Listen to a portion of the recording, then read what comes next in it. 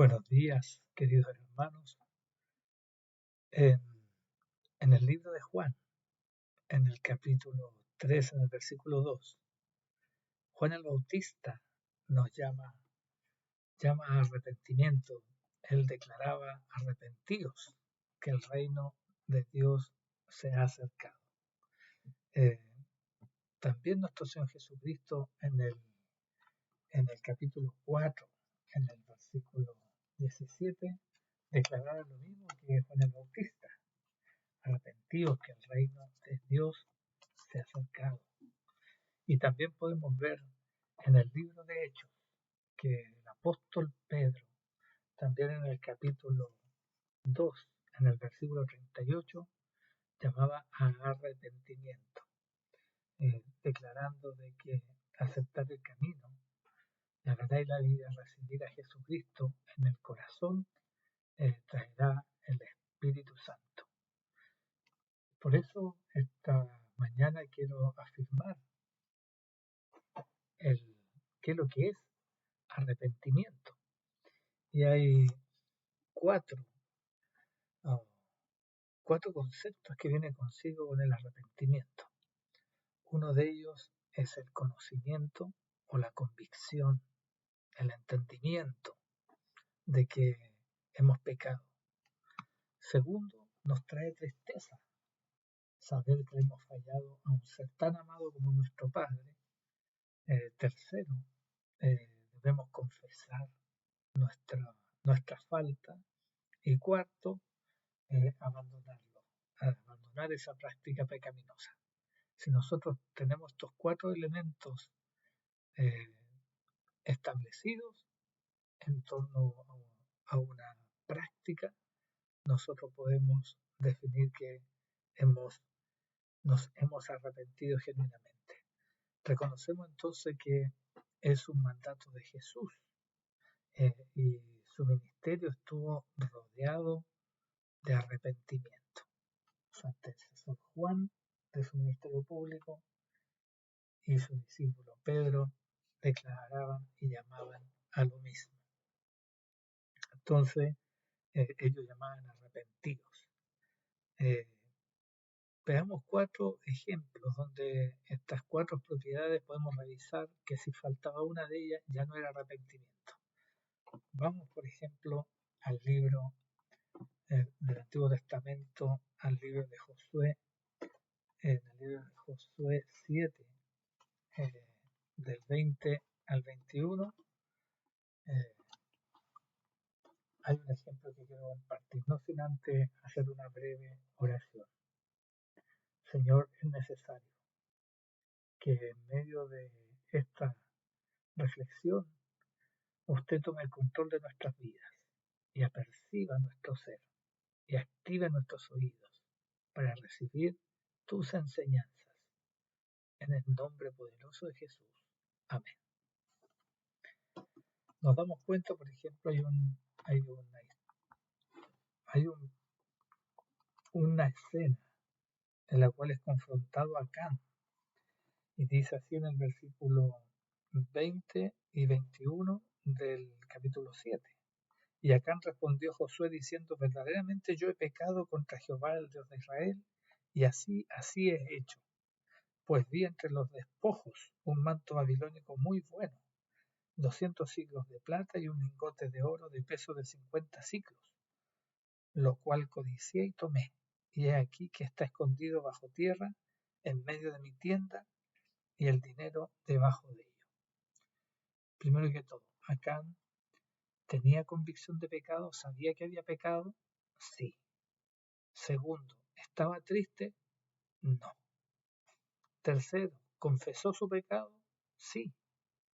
Y cuarto, ¿estuvo disponible para abandonarlo? No lo sabemos, puesto que las consecuencias fueron muy severas para Acán.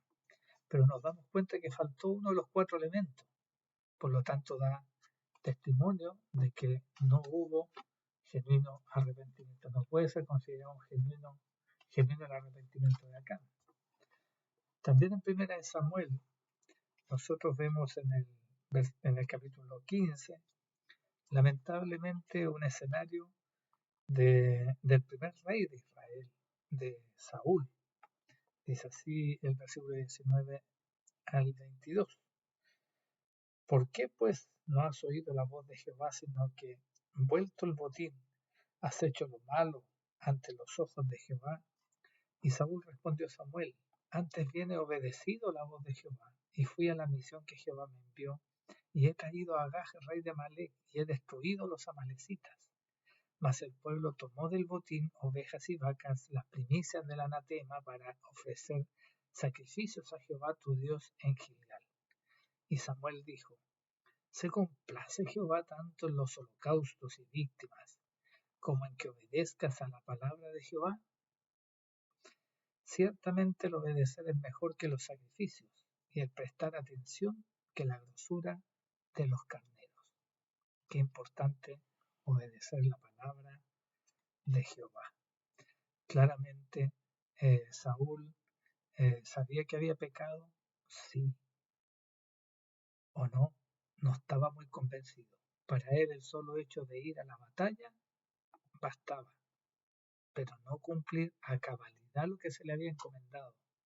No podemos andar a medias, si no, no reconoceremos realmente el pecado. Segundo, Saúl tuvo tristeza para nada.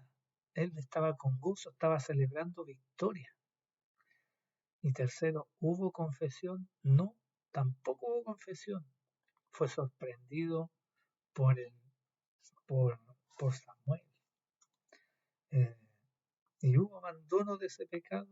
No, no hubo abandono del pecado, porque vemos más adelante que cometió una serie de errores o horrores más ante los ojos del Señor.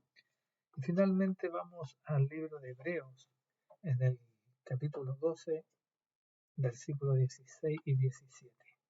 Dice así la palabra del Señor: No sea que haya algún fornicario o profano como Esaú, que por una sola comida vendió su primogenitura, porque ya sabéis que aún después, deseando heredar la bendición, fue desechado y no hubo oportunidad para el arrepentimiento, aunque la procuró con lágrimas.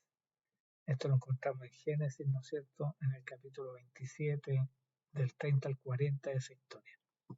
Pero, ¿qué debemos aclarar aquí?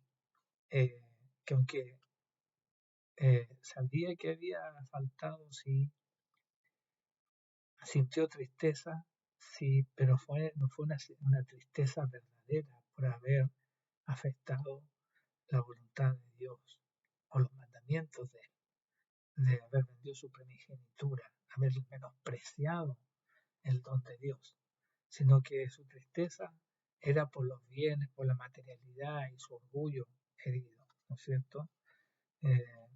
Y no hubo oportunidad para el arrepentimiento. Es decir, él no confesó y tampoco abandonó sus malas prácticas. Él estaba inclinado con su corazón a la maldad. Entonces, a veces la oportunidad del arrepentimiento ya es tarde. Es así como, por ejemplo, algunos que tienen un vicio, pasan 20, 30 años bebiendo, conocen la palabra del Señor, les da convicción, se dan cuenta que le han fallado a Dios, se entristecen, confiesan de que fueron infractores, pero hay veces las consecuencias igual los alcanzan. Una cirrosis, una enfermedad ya está arrastrada y a veces no es oportuno el arrepentimiento. Aprovechemos que tenemos la oportunidad para nosotros reflexionar esta mañana. El Espíritu Santo produce en nosotros la convicción de que le fallamos al Padre, ¿no es cierto? Cuando nosotros entendemos estos 4 elementos, es el Espíritu Santo el que nos da la convicción de que le fallamos al Padre. Y eso entristece nuestro corazón, porque le fallamos a alguien que amamos. Y como estamos conscientes de que le hemos fallado a ese ser, lo que debemos hacer es confesar nuestras faltas Y al confesar nuestras faltas en oración, en intimidad, porque no tenemos eh, más mediador que nuestro Señor Jesucristo ante el Padre, porque nadie va al Padre si no es por medio de nuestro Señor Jesucristo. Si nosotros oramos y confesamos nuestra falta, pero no confesar en términos, Señor, perdóname porque he pecado, sino que decir literalmente cuál es nuestra práctica, mala práctica, nuestro mal comportamiento que nos ha llevado a esta condición, el Espíritu Santo enviará por medio de su poder la transformación de nuestro ser. Y esto es de Dios. Entonces, Dios es el que transforma cuando encuentra un corazón que está genuinamente arrepentido. Entonces, debemos reconocer que cuando el Señor nos da esa capacidad, ese crecimiento, el abandono de la maldad, de la mala práctica, se establece en nuestra vida y con ello la transformación de vida. Gloria a Dios. Él es el que transforma las vidas. No somos nosotros. Es el camino a la santidad. El arrepentimiento permanente es el camino a la santidad y la gloria es para el Señor. Él es el que coloca el crecimiento. Pero nosotros tenemos que conocer cuál es el pecado. ¿Y cuándo conocemos nuestro pecado? Cuando somos confrontados con la santidad de Jesucristo. Cuando vemos su vida, su ministerio, cómo él pensaba, cómo caminó por esta tierra, y vemos su santidad de vida, podemos contrastar la nuestra con la de él. Y al identificar esas brechas, nosotros debemos confesar nuestra falta y pedirle en oración genuina que haga la obra en nosotros. Y vamos a dar testimonio del poder de Dios. Aleluya. Entonces, ¿cómo podría el Espíritu Santo convencerte de pecado, entristecerte y hacerte confesar y abandonar el pecado si tú piensas que las palabras de Jehová ya no existen o que no la tengo que guardar porque Cristo la guardó por mí o porque fue modificada? Una estrategia muy ingeniosa del enemigo, ¿verdad? Jamás tendremos convicción de fallar o de pecar si no reconocemos cuál es la ley de Dios.